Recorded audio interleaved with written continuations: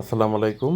আশা করি সবাই ভালো আছেন। তো আমরা আজকে এসেছি শ্রী রাজলক্ষ্মী নারায়ণের জিউ মন্দিরে, যেটা অবস্থিত হচ্ছে বালাসুর বাজার, শ্রীনগর, মুন্সিগঞ্জে।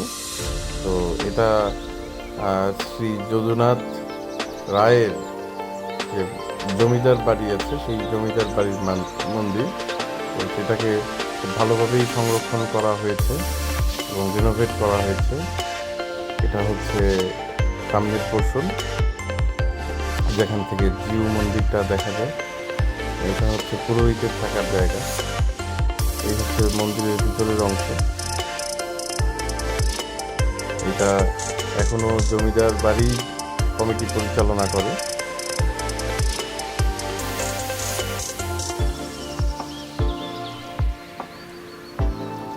এই হচ্ছে মন্দিরটার সামনের অংশ। এটা হচ্ছে দুর্গা মন্দিরটা। এর মধ্যে দুর্গা পূজা হয়।